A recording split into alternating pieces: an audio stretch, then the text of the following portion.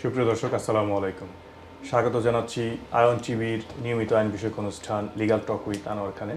দর্শক, রমজান উপলক্ষে অনুষ্ঠানটি সাময়িকভাবে কিছুদিন বন্ধ ছিল। আমরা আবার পুনরায় রমজানের পরে শুরু করতে যাচ্ছি আজকে থেকে। আশা করছি আজ থেকে এই অনুষ্ঠান প্রতি শুক্রবার সন্ধ্যা 8টায় অনুষ্ঠিত হবে আপনাদের প্রিয় চ্যানেল আয়ন টিভিতে, যেটি আপনারা স্কাই চ্যানেল 782-তে দেখে থাকেন, এবং আয়ন টিভির যে ফেসবুক পেজটি রয়েছে সেখানে আপনারা সরাসরি এই অনুষ্ঠানটি দেখে থাকতে পারেন। যদি আপনাদের এটি যেহেতু আইনি অনুষ্ঠান, আপনাদের যদি কোনো আইনি জিজ্ঞাসা থাকে, আইনি কোনো প্রশ্ন থাকে, তাহলে আপনারা সরাসরি স্টুডিওতে কল করতে পারেন। স্টুডিওর যে ফোন নাম্বারটি সেটি কিছুক্ষণের মধ্যে স্ক্রিনে দেখা যাবে। আপনারা সেই নাম্বারে আমাদেরকে কল করতে পারেন। আমাদের যিনি অতিথি হিসাবে আছেন তিনি আপনাদের প্রশ্নের উত্তর দিবেন। তবে একটি কথা বলে রাখতে চাই যে এখানে যে অ্যাডভাইস অথবা যে অ্যান্সারগুলো দেওয়া হয় সেগুলো শুধুমাত্র প্রশ্নের উপর বেস করে দেয়া হয়। সেজন্য স্পেসিফিক অ্যান্সার দেয়া অথবা ডিটেলসে বলা খুবই দুষ্কর। সেজন্য আপনাদের যদি ডিটেলস অ্যাডভাইস দরকার হয়, অবশ্যই আপনারা সেটা কোনো সলিসিটর অথবা ব্যারিস্টারের কাছ থেকে নিয়ে থাকবেন।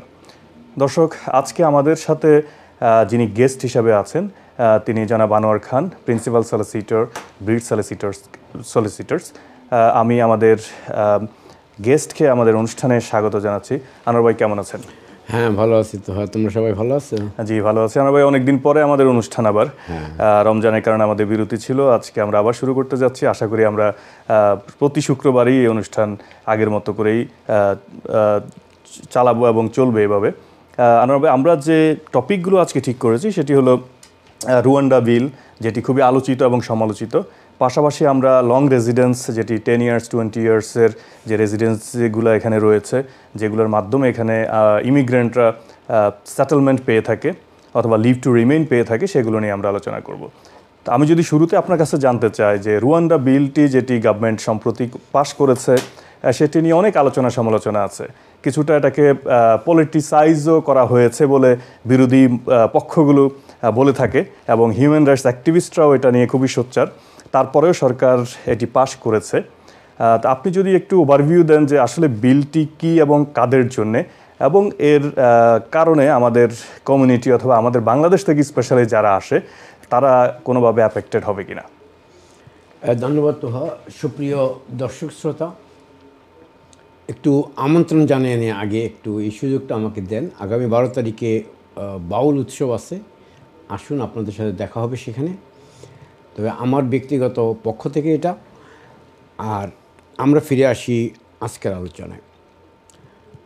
তো ইউ আর কারেক্ট যে ইদানিংকালে রুয়ান্ডা বিল নিয়ে যে ধরনের সংশয় আমাদের কমিউনিটিতে আছে, আমরা প্রায় এই বিষয়গুলো নিয়ে প্রশ্ন পাই যে এটা কেন আসতেছে, আমাদের কি হবে, ভবিষ্যতে কি হবে। এইসব বিষয়গুলো একটা গুরুত্বপূর্ণ ইস্যু হয়ে দাঁড়াচ্ছে। বিষয়টা হলো রুয়ান্ডা বিল একটা মানুষের মস্তিষ্ক প্রসূত একটা চিন্তাধারা। এটা এদেশের সুপ্রিম কোর্ট রুয়ান্ডাকে সেফ কান্ট্রি হিসেবে ডিক্লেয়ার করে নাই, এবং বলছিল যে রুয়ান্ডার যে বিল আসছিল সে বিলটা ক্যান্সেল করে দিছিল সুপ্রিম কোর্ট থেকে। এখন সরকার যেহেতু অ্যাডামেন্ট, পলিটিক্স যেহেতু এখানে ইনভলভড আছে, এখানে অনেকগুলো বিষয় জড়িত আছে। অনেকগুলো বিষয় আমরা অন এয়ার কথা বলতে পারবো না। মেইন বিষয়গুলো আলোচনা করি। একটা বিষয় শুধু আপনাদের মাথায় আপনাদের সাথে শেয়ার করতে চাই, সেটা হলো এই দেশের গভর্নমেন্ট সিরিয়াসলি শঙ্কিত যে যেই হারে নদী দিয়ে ইংলিশ চ্যানেল ক্রস করে অসংখ্য নৌকা দিয়ে এই দেশের লোক ঢুকছে, এই দেশের সরকার ভীষণভাবে উদ্বিগ্ন এটা নিয়ে। এটা উদ্বিগ্ন থাকার যথেষ্ট কারণ আছে। একটা দেশের সরকার ব্যবস্থায় এই ধরনের হাজার হাজার লোক ঢুকে যাবে, যেখানে অন্যান্য দেশ এনকারেজ করতেছে যে তাদেরকে ওইখানে পাঠাও, তাতে এই দেশের ইমিগ্রেশন সিস্টেমে বিরাট বড় সমস্যা হচ্ছিল। একটা ছোট্ট পরিসংখ্যান দিতে চাই। 2022 সালে অলমোস্ট 95,000 পিপুল এই নৌকা দিয়ে, লরি দিয়ে, বোট দিয়ে ফ্রান্স থেকে এই দেশে পাঠাইছে। ইট is A serious concern for a government. এখন যে রুয়ান্ডা বিল শব্দটা উচ্চারণ হইতেছে আজকে 2-3 বছর ধরে, এখন কিছুটা স্থিমিত হয়ে আসছে। এখন কথা হলো রুয়ান্ডা বিল কি এবং কেন। আসলে যখন মূল টার্গেট ছিল এই নদী পথে আসার লোকদেরকে ঠেকানো, এখন পার্লামেন্টে যখন বিল পাস করতে যায় তখন কিন্তু এইভাবে শব্দটা উচ্চারণ করতে গেলে ডিসক্রিমিনেশন পর্যায়ে পড়ে। সেই ক্ষেত্রে শব্দটা উচ্চারণ করা হয়েছে বিলে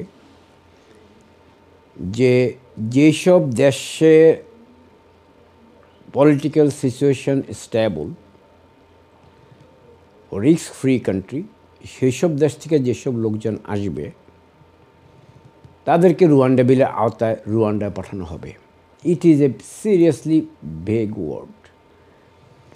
নাও যদি আমরা শুধু কনসিডার করি যে যারা লরি দিয়ে আসবে তাদেরকে রুয়ান্ডাতে পাঠানো হবে, তাহলে শব্দটা যখন উচ্চারণ করা হলো যেসব দেশের পলিটিক্যাল অথবা রিস্ক ফ্রি কান্ট্রি, সেই সব দেশ থেকে যেসব লোকগুলো আসবে, যেমন ধরেন বাংলাদেশে political stability and risk free country, এই থিওরিতে লেজিসলেশনের এই শব্দে যদি ইউজ করা হয় বাংলাদেশ এর আওতার বাহিরে যাবে না। তবে একটা কথা বলতে পারি, আমরা বিভিন্ন সময়ে এগুলা পর্যালোচনা করি, আমরা দেখি গভর্নমেন্টের এই বিল আনার পিছনে ইন্টেনশন কী ছিল। এগুলা যখন পরবর্তী সময়ে কোর্টে যাবে, আপিলে যাবে, এগুলো নিয়ে বিস্তারিত আলোচনা হবে। গভর্নমেন্টের ইন্টেনশন কিন্তু ঢালাও অ্যাসাইলাম ঠেকানো না। গভর্নমেন্টের ইন্টেনশন হলো এই জায়গায় আটকায় দেওয়া। এখন যদি পার্লামেন্টে বিলটা আসতো যে ফ্রান্স থেকে যেসব লোক লরি দিয়ে বা বোট দিয়ে এই দেশে আসে তাদেরকে রুয়ান্ডা বিল অন্তর্ভুক্ত করা হবে, তাহলে এটা একটা সিরিয়াস পলিটিক্যাল কনসার্ন হইতো, ইন্টারন্যাশনাল পোলারাইজেশনের মধ্যে এটা পড়তো। তাহলে যদি সেই জন্য সেই শব্দগুলা বুদ্ধি করে সুন্দর করে ঢুকানো হয়েছে যেন ডিসক্রিমিনেটরি ওয়ার্ড সেখানে ইউজ করা না হয়। বাংলাদেশের থেকে কোনো লোক যারা লিগ্যালি এই দেশে আসবে, এই ধরনের তথ্য পর্যালোচনা করে আমাদের কাছে মনে হয় তারা এই আওতায় পড়বে না। এখন কথা হলো, আমি যদি আপনাকে বলে দিই যে এই আওতা পড়বে না, আর যদি ভবিষ্যতে পড়ে, তখন আপনি বলবেন যে আপনি না বলছিলেন পড়বে না, এখন পড়ল কী হবে। শব্দটা আমি আপনাকে ভালো করে বুঝিয়ে দিয়েছি। এই শব্দটা উচ্চারণ করলে পৃথিবীর যে কোনো stable country other than Iraq, Syria, Jordan, Israel, Afghanistan ও প্যালেস্টাইন অথবা সাম ক্যারিবিয়ান ও আফ্রিকান কান্ট্রিজ, এর ছাড়া বাকি সব দেশই কিন্তু politically stable and risk free country. তাহলে এই যদি চিন্তা করা হয়, সেক্ষেত্রে বাংলাদেশ বাদ পড়ার কথা না, ইন্ডিয়া বাদ পড়ার কথা না, নেপাল, আমাদের সাউথ এশিয়া বাদ পড়ার কোনো সুযোগ নাই। The hopefully intention of the parliament ওই রকম ছিল না। আমি এটা আপনাদেরকে জোর দিয়ে বলতে পারি যে ইন্টেনশনটা ওরকম না। Explanation in the court, analysis যখন হবে এই বিলের, সেই বিলের অ্যানালাইসিসে এনি বিল, এনি অ্যাক্ট এর অ্যানালাইসিস যখন আমরা কোর্টে করি, তখন ইন্টেনশন অফ দ্য পার্লামেন্ট কী সেটা এক্সপ্লেন করা হয়। সেই ক্ষেত্রে আমাদের বাঙালি কমিউনিটিদের একেবারেই ভয়ের কারণ নাই তা বলবো না, তবে ভয়ের কারণ কম। এত সিরিয়াস কোনো কনসার্ন বাঙালিদের জন্য হওয়ার কথা না। এখন যদি বাঙালিরা এর মধ্যে পড়ে যায়, এখানে এইটা একটা জওয়া খিচুড়ি ব্যবস্থা। আপনাকে রুয়ান্ডা পাঠিয়ে দিল, আপনি ওখান থেকে অ্যাসাইলাম সিক করলেন। এখন আপনার অ্যাসাইলাম যদি রিফিউজ হয়, ওই দেশে বিচার ব্যবস্থায় আপনাকে বিচার হবে। সেখানে একটা গাইডলাইন দেওয়া আছে যে ওখানকার রুয়ান্ডান একজন জাজ এবং যে কোনো কমনওয়েলথ কান্ট্রি একজন জাজ, দুইজন কো চেয়ারম্যান থাকবে ওখানে এই আপিল কোর্টে। এখন এই দুইজন কো চেয়ারম্যান অন্যান্য দেশ থেকে জাজ নিয়োগ করতে পারবেন, তবে এগুলা বলা আছে, মানে ইন্ডিকেট করা আছে মোর অর লেস ডেভেলপিং ও থার্ড ওয়ার্ল্ড কান্ট্রিজ থেকে এই জাজদেরকে নেওয়া হবে, যেহেতু তারা ব্যক্তিগতভাবে অথবা বিচার ব্যবস্থার মধ্যে এইসব দেশগুলার কাঠামো সম্পর্কে অবহিত আছেন, এবং that will be more practical to take the decision যে কোন দেশের কীরকম সামাজিক, রাজনৈতিক, অর্থনৈতিক অবস্থান, তার উপরে জাজরা বিচার করবেন। ওখানে একটা গাইডলাইন দেওয়া আছে, এইখানে যেমন আমাদের ইমিগ্রেশন জাজ একজন থাকেন, ওখানে একজন কো চেয়ারম্যান থাকবেন, আরও দুইজন জাজ থাকবেন, মোট তিনজন জাজ মিলে এই ডিসিশনটা নেবেন। আমাদের একটি কল আছে, আমরা কলটি নিয়ে আসি। দর্শক আসসালামু আলাইকুম, কোথা থেকে বলছেন এবং আপনার প্রশ্নটি কি? আসসালামু আলাইকুম, আমার নাম আলী। জি, আমি একটা ফ্রিআইবার সম্বন্ধে জানতে চাই। দর্শক আপনি কি একটু আপনার ফোনের ভলিউমটি একটু বাড়িয়ে দিতে পারেন? একটু যদি লাউডলি বলেন তাহলে আমাদের জন্য সুবিধা হয়। আচ্ছা, আমি ফি পাইতেছি 2016 থেকে। জি আর আমার ওয়াইফ আছে 2019-এ। জি 2022-এ যখন এক্সপিরিয়েন্স করি তখন ফ্রিআইবার পাইছি আমি। এখন কি ইন্ডিভিজুয়াল দেওয়ার জন্য ফ্রিআইবার পাবো না পাবো না? 2022-এর এটা আবার বলেন তো একটু, যেন আপনি বললেন, আমরা স্পষ্ট বুঝতে পারিনি। আমার ওয়াইফের ভিসা এক্সটেনশন করেছিলাম 2022-এ। 2022-এ, তখন ফ্রিআইবার পাইছি আমি। জি এখন ইন্ডিপেন্ডেন্টের জন্য 5 বছর হয়ে গেছে। জি ইন্ডিপেন্ডেন্টের জন্য কি ফ্রিআইবার পাবো না পাবো না? ফিওয়েবার পাবেন কিনা? জি, দারুণ একটি কোশ্চেন। আপনি আমাদের সাথেই থাকুন আনোয়ার ভাই। ইনডিফিনিট লিভে ফিওয়েবারের কোনো সুযোগ আছে কিনা? আপনার নামটা কি? নামটি আমিও লিখি নাই। তো যাই হোক, আমাদের দর্শক হিসাবে আমরা ভাইয়া, সুপ্রিয় দর্শক, একটা বিষয় রাখেন, আপনি শুধু ইনডেফিনিট লিভ না, এই দেশের যে কোনো বিচার ব্যবস্থায়, যে কোনো অ্যাপ্লিকেশনে আপনারা যদি কোর্ট ফি দিতে হয় অথবা অন্য কোনো ফি দিতে হয়, শুধু ইমিগ্রেশন না, আপনার ফ্যামিলি, ডিভোর্স, চিলড্রেন ম্যাটার, কি আপনার even in some civil cases পর্যন্ত আপনারা ফি ওয়েভার নিতে পারবেন। এটা আপনার সার্কামস্টেন্সেসের উপর নির্ভর করবে। এবং আনোয়ার ভাই, আমি একটু অ্যাড করতে চাই আপনার সাথে। ওনার স্পেসিফিক কোশ্চেনটি ছিল যে আইএলআরে নিতে পারবে কিনা। আমার যতটুকু জানা, অথবা আইএলআরে উনি সেই সুযোগটি পাচ্ছে না। অন্যান্য যে অ্যাপ্লিকেশনগুলো আছে সেগুলোতে সেই সুযোগটি আছে, বাট আইএলআরের সময় কিন্তু ফি ওয়েভার পাওয়া যায় না। ওটা কি আইএলআর কথা? জি, আইএলআর কথা বলেছে। জি এক্সটেনশন বললো না, এক্সটেনশন অলরেডি হয়ে গিয়েছে। উনি 19-এ এসেছে, ফার্স্ট এক্সটেনশন ছিল 2022-তে, এখন হলো আইএলআর এর সময় হয়েছে। সো আইএলআর করতে তার ফি ওয়েভার পাবে কিনা, যেটা সে 2022-তে ফি ওয়েভার নিয়ে অ্যাপ্লিকেশনটি করেছিল, এক্সটেনশন অ্যাপ্লিকেশনটি সেই সময় সম্ভব ছিল না। এইখানে তো ইনডিফিনিট লিভ অ্যাপ্লিকেশনে ভাইয়া আপনাদের ফি ওয়েভারের স্কোপ খুবই কম। এখানে আরেকটি বিষয়, আনোয়ার ভাই, সরি আমি আপনাকে ইন্টারাপ্ট করছি, আরেকটি বিষয় চলে আসে যে উনি যদি আগের বার ফি ওয়েভার নিয়ে থাকে তাহলে ওনাকে 5 ইয়ার্স রুটে ভিসা দিয়েছে নাকি 10 ইয়ার্স রুটে ভিসা দিয়েছে, এটাও একটা বিষয় রয়েছে। কারণ যেহেতু উনি একটা সুযোগ নিয়েছে, সো এটা ইউজুয়ালি 10 ইয়ার্স রুটে চলে যাবার কথা না। উনি যদি 19-এ এসে 22-এ ফার্স্ট এক্সটেনশন হয়, জি, এবং এরপরে যদি সে ইনডেফিনিট লিভের চিন্তা করে, তাহলে এটা 5 ইয়ার্স উঠে গেছে নিশ্চয়ই। আমি জানি যদি চিন্তা করে থাকে, কিন্তু যেহেতু উনি ফি ওয়েভার নিয়েছে, সেখানে 5 ইয়ার্স রুটে নাও থাকতে পারে, সেটা 10 ইয়ার্স রুটে চলে যাবার কথা। এইটাও জিনিস চিন্তা করার কথা যে উনি যদি স্পাউস ভিসা হয়, জি, স্পাউস ভিসা, জি, যদি ওনার রিকোজিট ইনকাম না থাকে, তো অটোমেটিক্যালি 10 ইয়ার্স রুটে চলে যাওয়ার কথা। এখন জানি না যে আপনাদের এই কথাগুলা, এই জন্যে আমরা বলি ভাই জানে, এই আমাদেরকে এরকম শর্ট টার্ম কোশ্চেন করলে আমরা একটু কনফিউজড হয়ে যাই আপনাদেরকে ইনফরমেশনগুলো দিতে।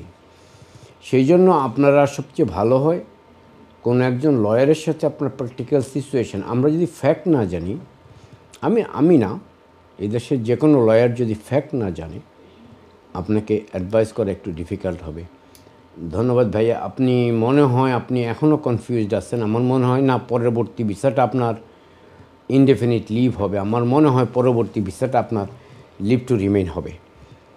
তাহলে সেক্ষেত্রে উনি আবার ফি ওয়েভার নিতে পারবেন। ফি ওয়েভার নিতে পারবেন যদি আপনার ফার্দার লিভ টু রিমেইন হয়। আবারও যদি আপনার 2.5 বছর বাড়াইতে হয়, জানি না পরিষ্কার। এই ক্ষেত্রে পসিবিলিটি আপনারটা যে আপনাকে 10 ইয়ার্স ছুটি দেওয়া হয়েছে আপনার ওয়াইফকে, আমি জানি না কীভাবে কী করেছেন আপনি। ওখানে একটা রিকুইজিট ইনকামের ব্যাপার আছে। তখন 18,600 ইনকাম ছিল, আপনি 18,600 দেখাইতে পারলেন কি না, এগুলো অনেক কিছু আপনার প্রশ্নে নট ক্লিয়ার। আমরা এতটুকু শুধু বলতে পারি, যদি ইনডেফিনিট লিভে যান আপনি ফি ওয়েভার পাবেন না। বাট আপনি যদি ফার্দার লিভ টু রিমেনে যান, আপনার যদি ইনকাম লেভেল অত হাই না থাকে, অবশ্যই আপনি ফি ওয়েভার পাবেন। ধন্যবাদ ভাই আপনাকে। জি অনার, আমরা যে আলোচনায় ছিলাম যে রুয়ান্ডা বিলের যেখানে শেষ করছিলাম আপিল প্রসিডিউরটা। আপিল প্রসিডিউরটা আসলে একটা কমপ্লিকেটেড বিষয় হয়ে গেছে। ওখানে আমাদের এক্সপেরিয়েন্স হলো, আমাদের এথনিক মাইনরিটির লোকদের জন্য সাদা জাজ অনেক ভালো। সাদা জাজের ডিসিশনগুলো আমাদের কাছে খুবই ভালো লাগে। এখন যখনই এথনিক মাইনরিটি জাজ সেখানে যায়, এথনিক মাইনরিটি জাজরাই এথনিক মাইনরিটি পিপল ডিল করে এক্সপিরিয়েন্স হয়ে যায়, তারা অনেক কিছু আমাদের থেকেও বেশি জানে। সেই ক্ষেত্রে এই ধরনের একটা সিচুয়েশান থেকে বের করে আনা একটা আপিল ম্যাটার ভেরি ডিফিকাল্ট হবে ইন রুয়ান্ডা। নাম্বার 2, ওখানে আপনাকে কোন লেভেলের লয়ার ইনভলভ করা হবে। এখানে প্রভিশন রাখা হয়েছে ফ্রি লিগ্যাল অ্যাডভাইস। এখন ফ্রি লিগ্যাল অ্যাডভাইস আমরা যারা 20-25 বছর এই দেশে প্র্যাকটিস করি, আমাদের যাদের এই লাইনে 20-25 বছরের এক্সপেরিয়েন্স, আর রুয়ান্ডান একজন লয়ার হঠাৎ করে নতুন করে অ্যাসাইলামে আসার পরে কীভাবে এই ক্লায়েন্টটা রিপ্রেজেন্ট করবে, it will B a big issue again. So এই সব মিলে একটা জগখিচুড়ি সিস্টেম। সবচেয়ে সিরিয়াস খারাপ অবস্থাটা হলো, এই দেশের যে কত টাকা যাচ্ছে, এই দেশের পাবলিক মানি, আপনার মানি, আমার মানি, প্রথম বর্ষে 294 মিলিয়ন পাউন্ড তাদেরকে দিতে হবে। এর মধ্যে 100 মিলিয়ন পাউন্ড তাদের এস্টাবলিশমেন্ট রেডি করার জন্য, সেকেন্ড ইয়ারে 200 মিলিয়ন পাউন্ড। এই অবস্থাতে এই দেশের রেভিনিউ এত খরচ করে কোন মাথায় ভূত আসছে, রুয়ান্ডা পাঠালে কী হবে জানি না। আপনার হোপফুলি আরেকটা ভালো কথা বলি, লেবার পার্টির লিডার বলছেন, আজকে দেখলাম পত্রিকায়, যে সে আসলে রুয়ান্ডা বিল ক্যান্সেল করে দেবে। এখন দোয়া করেন আপনারা সবাই, যদি লেবার পার্টি কেন স্টেমর আসে তাহলে হয়তো এই বিল ক্যান্সেল হয়ে যাবে। আমরা জানি না 2025 নির্বাচন, ঠিক না? আগামী বছর নির্বাচন। জি, আমাদের একটি কল রয়েছে, আমরা কলটি নিয়ে আসি। দর্শক আসসালামু আলাইকুম, কোথা থেকে বলছেন এবং আপনার প্রশ্নটি কি? হ্যালো, আসসালামু আলাইকুম। ওয়ালাইকুম আসসালাম। একটা জিও কথা আছে, আমার বাইর 20 বছর হয়ে গেছে। 20 বছর ইয়া 3 হপ্তাহ গেছে কি, তো 20 বছর একটা রাইট আছিল, তো এই রাইটের লিগেল হওয়ার কোনো পারমিশন আছে? 20 বছরের রাইটে অবশ্যই উনি অ্যাপ্লিকেশন করতে পারে। আপনার কি অন্য কোনো মানে এটার সাথে সাপ্লিমেন্টারি কোনো কোশ্চেন আছে? জি না, কথা জানতে চাইছিলাম বলে 20 বছরের রাইটে তেন লিগ্যালিটি পাইবেন। জি, কেউ যদি আই বিলিভ যে আনোয়ার ভাই অ্যান্সারটা দিবেন। আপনি আমাদের সাথেই থাকুন যে 20 বছরের রাইটে কিভাবে উনি থাকতে পারে, অথবা 20 বছর থাকার পরে কি ধরনের লিভ টু রিমেইন পাবে, আমাদের গেস্ট আলোচনা করবেন। আপনি আমাদের সাথে থাকবেন প্লিজ। ধন্যবাদ আপা, একটা ভালো প্রশ্ন করছেন। এটা আমাদের কমিউনিটি জানা প্রয়োজন। আপনি যদি 9 জুলাই 2012 আগে চিন্তা করেন, তখন এই আইনটা ছিল 14 বছর। তখন যদি 14 বছর কেউ লিগ্যালি অথবা ইললিগ্যালি এই দেশে থাকতো, 14 বছর পরে সে ইনডেফিনিট লিভ পাইত। That was the law. 9 July 2012-তে এই আইনটা চেঞ্জ করে 20 বছর করা হইল। করে আবার একটা ফ্যাকরা লাগাইলো, যদি 20 বছর থাকার পরেও কেউ ইনডেফিনিট লিভ পাইতো, তাহলে তার মনটা শান্তি হইতো, ভাই 20টা বছর কষ্ট করে ছিলাম, এবার একটা আমি পার্মানেন্ট রেসিডেন্স পাইছি। আপনার ভাইয়ের 20 বছর হয়েছে, সেই দেশে অ্যাপ্লিকেশন করার যোগ্যতা অর্জন করছেন, কিন্তু আপা অনেক কিছু এটার মধ্যে জড়িত আছে। তারপরে 20 বছরের পরে আবার কি কাহিনীটা হবে সেটা বলি। যেহেতু এই 20 বছর পরে ওনাকে 10 ইয়ার্স রুটে লিভ টু রিমেন দিবে। 10 ইয়ার্স রুটে লিভ টু রিমেন দিতে গেলে ইনফ্যাক্ট উনি ইনডেফিনিট লিভ পাবে 30 বছর পরে। যাই হোক, 30 বছর পরে পাক, তাও তো একটা থাকার জায়গা পাবে। থাকার জায়গাটা পাবে, কিন্তু কেয়ারফুল অ্যাপ্লিকেশন করতে হবে, অত্যন্ত দক্ষতার সাথে অ্যাপ্লিকেশনটা করতে হবে। আপনারা এই ব্যাপারটা খুবই কেয়ারফুল থাকবেন। একজন লয়ারের সাথে পরামর্শ না করে এই ধরনের অ্যাপ্লিকেশনগুলো করবেন না। এগুলো একটু টেকনিক্যালি স্কিল পিপল লাগবে এই অ্যাপ্লিকেশনগুলো করার জন্য। এখানে আপনি 20 বছর এই দেশে ছিলেন, আপনি মুখে বললে হোম অফিস বিশ্বাস করবে? এখন কালকে একটা লোক এসে যদি বলে আমি 20 বছর ধরে ইউকেতে আসি, হোম অফিস বিশ্বাস করবে? আপনাকে প্রুভ করতে হবে যে আপনি 20 বছর এখানে আছেন। আপনার ভাইয়ের ব্যাপারটা আমি সেজন্যই বললাম, এটা টেকনিক্যালি স্কিল্ড পিপল না হলে এটার উপরে অ্যাডভাইস করা একটু ডিফিকাল্ট আছে। আপনারা এই ধরনের অ্যাপ্লিকেশনগুলো দয়া করে, এখনকার অ্যাপ্লিকেশনের খরচ অনেক হাই, দয়া করে সাবধানে আগায়া একদম ভালো পরামর্শ নিয়ে তারপরে এই ধরনের অ্যাপ্লিকেশনগুলো করবেন। আপনার ভাইয়ের 20 বছর হওয়ার সাথে সাথে এদেশে থাকার অনুমতি বা থাকার জন্য অ্যাপ্লিকেশন করতে পারবেন, সাবজেক্ট টু, এই কথাটা মনোযোগ দিয়ে শুনবেন। এখন যেটা বলতেছি, আপনাকে প্রমাণ করতে হবে যে আপনি এই দেশে 20 বছর ছিলেন। জি, ধন্যবাদ আনোয়ার ভাই। আমাদের আরেকটি কল আছে। দর্শক, আসসালামু আলাইকুম, কোথা থেকে বলছেন এবং আপনার প্রশ্নটি কি? আসসালামু আলাইকুম, আমার নাম আলী। আজিজ, আমি কিছুক্ষণ আগে ফোন করেছিলাম এই সুয়েল ব্যাংক সম্বন্ধে। জি বলুন। আমার ওয়াইফ আসছে 5 ইয়ার্স রুটে। 5 ইয়ার্স রুটে এসেছে। জি, ও, সবাই 5 ইয়ার্স রুটে কিন্তু আসে। তো এই যে এক্সেশন করেছিলাম তখন ওরা দিচ্ছে 5 ইয়ার্স রুটে। জি, তো আমি ফ্লেভার পাইছি, এখন পাবো কি না জানি না। আমি তো কি পাইতেছি আপনার 2016 থেকে। জি, যদি আপনি 5 ইয়ার্স রুটে পেয়ে থাকেন তাহলে আফটার 5 ইয়ার্স আপনি আইএলআর করতে পারেন, এবং কিন্তু আইএলআর করার সময় আপনি ফি ওয়েভারটা পাবেন না, এটা খুবই স্পষ্ট। আইএলআর অ্যাপ্লিকেশন আপনাকে ফি দিয়েই অ্যাপ্লিকেশনটা করতে হবে। আনোয়ার ভাই কিছু অ্যাড করবেন কিনা? আর না, ওকে ভাই, আপনার থ্যাংক ইউ আপনার ব্যাপারটা ক্লিয়ার করার জন্য। ওইটা আমাদের এখনও কনফিউশন থেকে গেছে। আসলে আপনার একটু ভালো পরামর্শ নেওয়া দরকার। এখন আপনি ইনডেফিনিট লিভ পাইলে, আমরা তো বলি দিছি, ইনডেফিনিট লিভ পাইলে, ইনডেফিনিট লিভ যদি আপনি অ্যাপ্লিকেশন করতে চান, আপনি ফি ওভার পাবেন না। আপনার যদি ফার্দার লিভ টু রিমেইন হয়, আপনি ফি ওয়েবার পাবেন। সো এটা আরেকটু আপনার যদি আরও কোনো বিষয় নিয়ে, অন্য কোনো ইস্যু নিয়ে আপনি যদি রিয়েলি কনফার্ম হন আপনার এক্সটেনশন 5 ইয়ার্স রুটেই হয়েছে, বাংলাদেশ থেকে আসার সময় সবাইকে কিন্তু 5 ইয়ার্স রুটেই দিবে। এর পরের এক্সটেনশনে কী আছে এটা একটু দেখে নিন।